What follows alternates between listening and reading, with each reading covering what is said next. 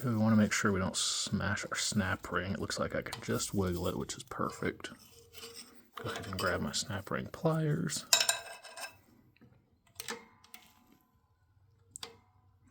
Start to see if we can work this guy into place.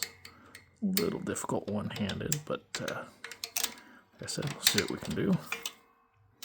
Got it started there.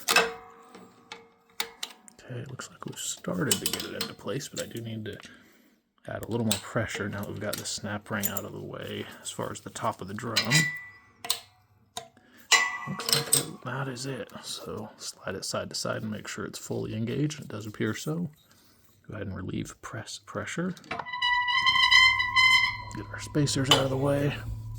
The retainer. And there it is. Simple as that.